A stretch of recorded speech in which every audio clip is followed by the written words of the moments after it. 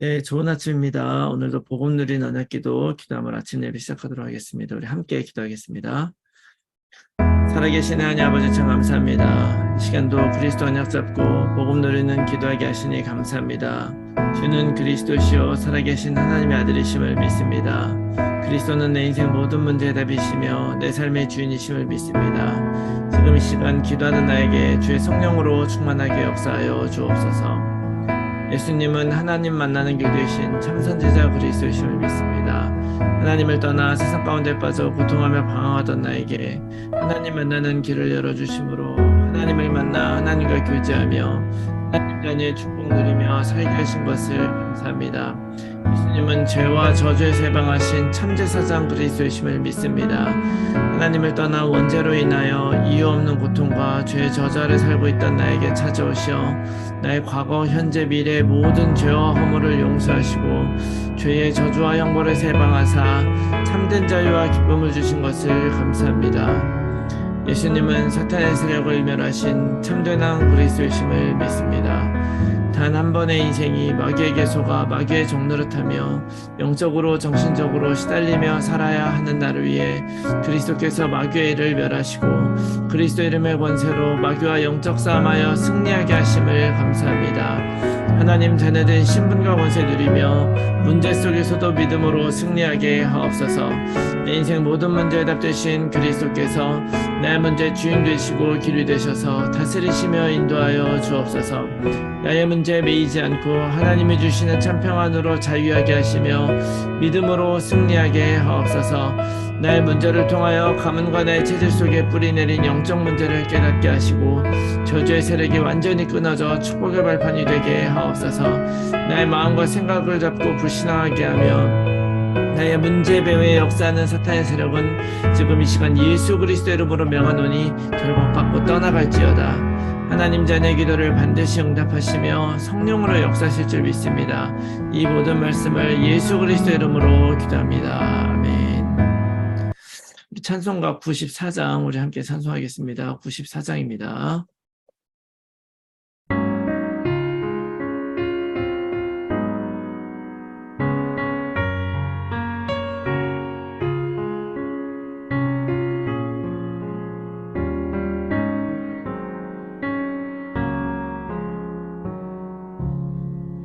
주 예수보다 더 귀한 것은 없네. 이 세상 무기와 바꿀 수 없네. 영 죽은 내 대신 돌아가신 그 놀라운 사랑 잊지 못해. 세상 즐거움 다 버리고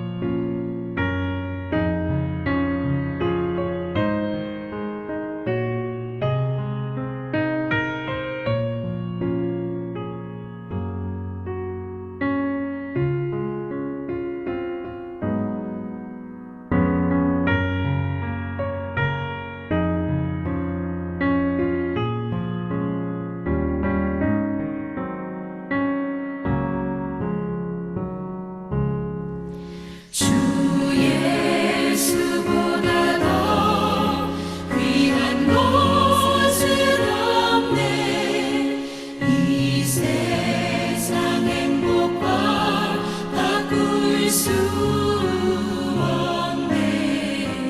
유혹과 핍박이 몰려와도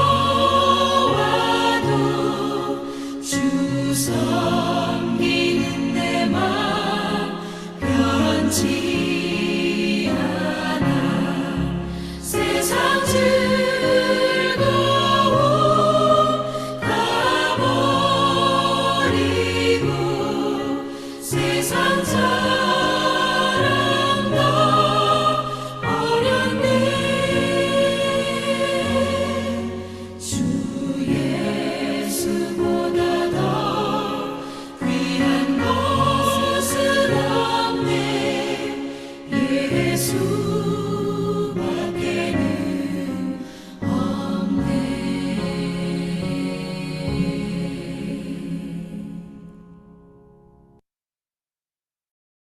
아멘. 네, 오늘 아침에 하나님께서 우리에게 주시는 말씀 요한복음 21장 9절에서 19절 말씀을 보겠습니다. 요한복음 21장 9절에서 19절 말씀 제가 봉독하겠습니다. 육지에 올라보니 숯불이 있는데 그 위에 생선이 놓였고 떡도 있더라. 예수께서 이르시되 지금 잡은 생선을 좀 가져오라 하시니 시몬 베드로가 올라가서 그물을 육지에 끌어올리니 가득히 찬 큰 물고기가 153마리라. 이같이 많으나 그물이 찢어지지 아니하였더라. 예수께서 이르시되 와서 조반을 먹으라 하시니 제자들이 주님이신 줄 아는 고로 당신은 누구냐 감히 묻는 자가 없더라. 예수께서 가셔서 떡을 가져다가 그들에게 주시고 생선도 그와 같이 하시니라. 이것은 예수께서 죽은 자 가운데서 살아나신 후에 세 번째로 제자들에게 나타나신 것이라. 그들이 조반 먹은 후에 예수께서 시몬 베드로에게 이르시되 요한의 아들 시몬아 내가 이 사람들보다 나를 더 사랑하느냐 하시니 이르되 주님 그러하나이다. 내가 주님을 사랑하는 줄 주님께서 아시나이다. 이르시되 내 어린 양을 먹이라 하시고 또 두 번째 이르시되 요한의 아들 시몬아 내가 나를 사랑하느냐 하시니 이르되 주님 그러하나이다. 내가 주님을 사랑하는 줄 주님께서 아시나이다. 이르시되 내 양을 치라 하시고 세 번째 이르시되 요한의 아들 시몬아 내가 나를 사랑하느냐 하시니 주께서 세 번째 내가 나를 사랑하느냐 하심으로 베드로가 근심하여 이르되 주님 모든 것을 아시오매 내가 주님을 사랑하는 줄을 주님께서 아시나이다. 예수께서 이르시되 내 양을 먹이라. 내가 진실로 진실로 내게 이르노니 내가 젊어서는 스스로 띠띠고 원하는 곳으로 다녔거니와 늙어서는 내 팔을 벌리리니 남이 내게 띠띠우고 원하지 아니하는 곳으로 데려가리라. 이 말씀을 하심은 베드로가 어떠한 죽음으로 하나님께 영광을 돌릴 것을 가르치심이로라. 이 말씀을 하시고 베드로에게 이르시되 나를 따르라 하시니. 아멘. 할렐루야. 오늘도 하나님께서 우리에게 새로운 하루를 허락해 주셨습니다. 오늘은 어제와 다르게 더 깊이 그리스도를 누린 하루가 되시길 바랍니다. 우리가 예수님이 어떤 분인가를 알면요, 그 그리스도를 더 깊이 누리게 되죠. 특별히 요한복음 21장 오늘 함께 보게 되겠는데요. 이 부활 메시지 속에 우리를 제자로 또 세계복음화의 증인으로 부르신 하나님의 그 뜻이 담겨져 있다고 믿습니다. 그래서 오늘의 말씀 통해서 여러분 많은 은혜 받으시기 바랍니다. 예수님이 십자가 달려 돌아가신 후에 제자들은 자기들의 삶의 자리로 돌아왔어요. 그래서 다시 어부의 자리로 와서 또 물고기를 잡고 있었는데 그때 예수님이 다시 오셔서 그들이 다시 원래 원래 어부로 돌아가기 원치 않았던 예수님은 오셔서 그 제자들을 다시 회복시켜 주십니다. 특별히 그 중에 베드로가 등장을 하는데요. 이 베드로는 여러분 아시다시피 예수님을 3번 부인한 일까지 있었습니다. 그런데 그런 베드로를 예수님은 오늘 말씀 통해서 완전히 회복시키시는 일을 우리가 발견을 할 수가 있습니다. 예수님은 베드로를 회복시키고 치유하시고 그래가지고 다시 원래 내가 있던 어부의 자리로 돌아가게 하는 것이 아니라 사람을 낚는 어부의 자리, 예수님의 제자의 자리로 완전히 회복시키시고 그 베드로를 치유해 주시죠. 뿐만 아니라 교회의 파운데이션으로 기초로 세우셨던 그 하나님의 사랑이 나타나게 되는 거죠. 베드로 오늘 어떻게 치유하셨느냐? 정말 예수님의 그 치유를 보면요, 너무나 사랑이 넘치고 정말 섬세하다는 생각을 하게 돼요. 오늘 9절 말씀 보니까 숯불이 있었고 그 위에 생선이 놓였고 떡이 있었다 그래요. 여러분들 아시다시피 베드로가 고기를 잡고 있었는데 예수님이 오른쪽에 그물을 내려봐라 하니까 찢어질 듯 152마리나 되는 그런 153마리나 되는 그 물고기를 잡게 됐죠. 그래서 그 물고기를 가지고 딱 올라왔는데 보니까 바로 예수님이 거기 계신 거예요. 근데 그 예수님이 계신 곳이 보니까 숯불이 있습니다. 그리고 거기에 생선도 있고 떡도 있어요.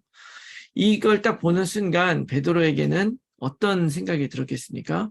바로 오병이어의 기적을 베풀어 주신 하나님, 또 칠병이어의 그 기적을 베푸신 그 하나님의 능력, 그것이 바로 예수님을 통해 나타났었고 그 현장에 내가 있었음을 기억이 낼 거예요. 거기다가 이 숯불은 또 무엇을 상징합니까? 바로 얼마 전에 예수님이 십자가 달려 돌아가실 때 그 모닥불가에서 몰래 그 틈을 보고 있다가 그 어린 여종에게 들켜서 너도 같이 있던 자가 아니냐니까 나는 그를 알지 못한다. 3번 부인하던 바로 그 장소를 연상을 시키는 것이죠. 어떻게 보면은 되게 그냥 이렇게 그 세팅만 보면 오히려 그런 상처를 들춰내는 것 같지만 바로 거기에서 예수님은 뭐라고 얘기하시냐면 이제는 네가 잡은 생선을 가지고 와봐라 이렇게 얘기를 해요. 내가 잡은 생선을 가지고 와라. 그래 그 생선으로 가져가서 그걸 먹으면서 이제 물어보시는 거예요. 3번 사랑하라고 물어봅니다. 네가 나를 정말 사랑하느냐. 어떻게 보면 3번 이렇게 물어보신 이유는요. 바로 베드로가 예수님을 3번 부인했기 때문이 아닐까라는 생각을 하게 됩니다. 3번 그 부인했었던 베드로는 그 예수님의 그 말에 그렇습니다라고 자신 있게 대답하지 못하고 주님께서 아십니다라고 얘기를 하죠. 내가 주님을 사랑하는지 주님이 아십니다. 사랑하지만 사랑함에도 불구하고 실수하고 실패할 수 있습니다. 그런데 그렇게 3번 물어보실 때 이 3번 질문 속에서 어떻게 보면은 베드로에게는 이런 것이 생각이 났을 거예요. 마가복음 14장 26절 보면은 이런 얘기를 해요. 베드로가 여짜오되 다 버릴지라도 나는 그리하지 않겠습니다. 이렇게 예수님 앞에 큰 소리 떵떵 쳤는데 그렇게 3번 부인하고 그렇게 도망갔었던 자기에게 다시 이렇게 3번 물어봐 주시는 거예요. 근데 그렇게 물어보시고 부끄럽지만 주님께서 아십니다라고 대답을 했을 때 다시 말하면 비록 내가 실수하고 넘어졌지만 내가 다시 예수님을 사랑하고 예수님에 대한 그 마음은 같습니다라고 얘기를 했을 때 그때 이제 예수님은 말씀을 하시는 거죠. 그렇다면 이제 너는 나를 따르라. 그리고 이거 나를 따르라. 19절 끝에 이제 나를 따르라고 말씀하시죠. 자, 요한복음 13장 36절 38절 보면 시몬 베드로가 이미 얘기를 했어요. 뭐라고 얘기를 했냐면 주여 어디로 가시나이까? 예수께서 대답하시되 내가 가는 곳에 내가 지금은 따라올 수 없으나 후에는 따라오리라. 베드로가 이르되 주여 내가 지금은 어찌하여 따라갈 수 없나이까? 주를 위하여 내 목숨을 버리겠나이다. 예수께서 대답하시되 내가 나를 위하여 목숨을 버리겠느냐? 내가 진실로 내게 이르노니 닭 울기 전에 내가 3번 나를 부인하리라. 이렇게 얘기를 하시죠. 부인하기 전에 자기는 목숨 버리고 따라가겠다 했지만 그 부인하는 것 때문에 못 간 거예요. 그러나 예수님은 다시 3번 다시 나를 사랑하냐고 물어보고 나서 이제 다시 나를 따라오라 얘기하시는 거죠. 그러면서 18절 19절에 이렇게 말씀하시는 것은 베드로가 어떤 죽음으로 하나님께 영광을 돌릴 것임을 나타내신 것이다 라고 얘기를 하셨는데 역사가이들에 의하면 베드로는 로마에서 네로 황제에 박힐 때 십자가에 거꾸로 매달려 순교했다고 전해집니다. 그런 베드로에게 바로 예수님은 이 귀한 사명을 맡기셨던 거고 다시 회복시키셨던 거죠. 여러분 우리는 베드로처럼 실수하고 넘어질 수 있어요. 그러나 그런 우리들에게도 내가 그 예수 그리스도에 대한 믿음과 그 사랑이 변하지 않는 한 다시 사명을 주시고 회복시키세요. 그 사명이 뭐였겠습니까? 내 양을 먹이라는 그 사명인 거죠. 우리가 해야 될 정말 중요한 사역 중에 하나가 바로 이렇게 세우고 키우는 사역이라는 걸 기억하셔야 됩니다. 어떻게 보면 사도 바울은 이방인들의 사도로 부르심을 받아서 이방인들에게 많은 전도를 하는 많은 역사를 일으켰을 수 있어요.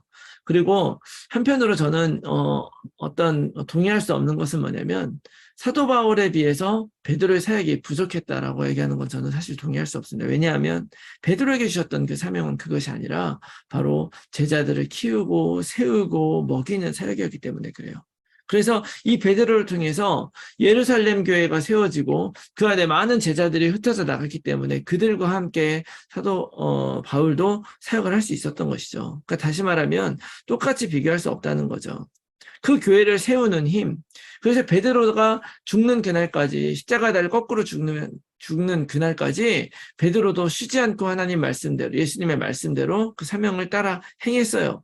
그래서 바로 교회가 세워지고 그 교회를 통해서 로마의 그 기독교가 공인이 되게 되는 것입니다. 바로 그 교회를 세우는 힘이 바로 어디서 나오느냐? 오늘 그것을 오늘 예수님이 베드로에게 3번 물어보면서 말씀하시죠. 예수님이 3번 물어봐요. 사랑하냐고. 그리고 3번 다 사랑한다고 대답을 하는데 이때 여기에 등장하는 이 사랑이 사실은 2가지예요. 2가지.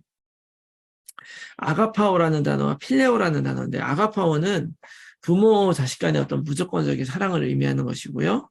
필레오라고 하는 그런 사랑은 인간 간의 그런 관계적인 사랑을 의미하는 거예요.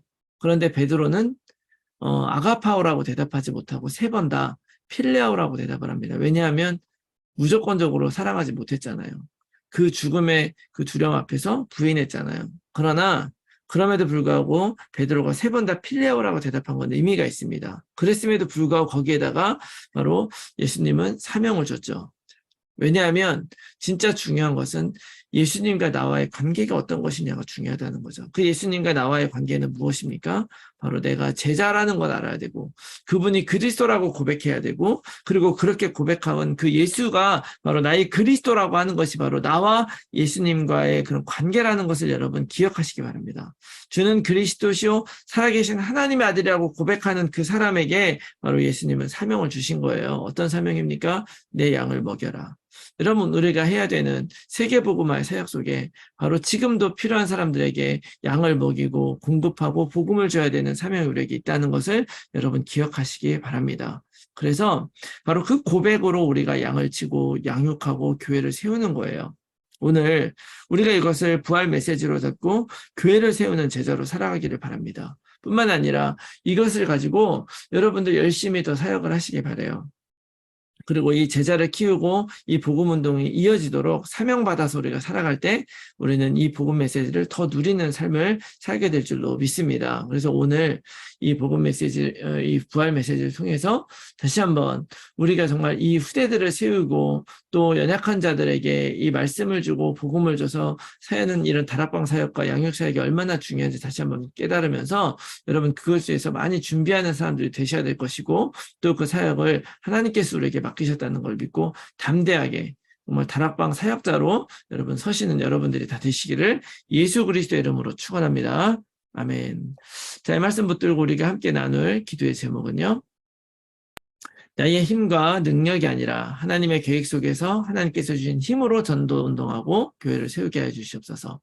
늘 예수 그리스도가 나의 구주 되심을 누리며 바른 고백과 바른 관계를 통해서 제자 세우는 평생의 사역으로 인도받게 하여 주시옵소서. 모든 성도들의 삶 현장에서 말씀 운동의 결실을 맺는 전도자로 살게 하여 주시옵소서. 우리의 자녀들이 오직 그리스도로 살게 하시고 237 치유 서밋의 지도자로 살아가게 하여 주시옵소서. 불신자 자녀 또는 가족들이 복음 안에 들어올 수 있도록 성령께서 역사하시고 하나님의 시간표가 이를 때까지 오직 약속 붙들고 기도하게 하여 주시옵소서. 몸이 아픈 분들이 영역간에 치유되어 힐링의 증인이 되게 하여 주시옵소서. 나의 오래된 문제들이 해결되게 하시고 완전히 그리스도 안에 새로워져서 불가능을 가능으로 바꾸는 응답이 25의 증인이 되게 하여 주시옵소서. 내 안에 보좌의 능력을 누리며 무한한 하나님의 능력 안에서 하나님의 것으로 세상 살리는 제자로 살아가게 하여 주시옵소서. 지속된 삶의 캠프를 통해서 사도 바울식 조직된데 열매를 맺게 하여 주시옵소서. 위에서 기도해 주시고 오늘 하루도 승리한 하루 되시기 바랍니다. 우리 함께 기도하겠습니다.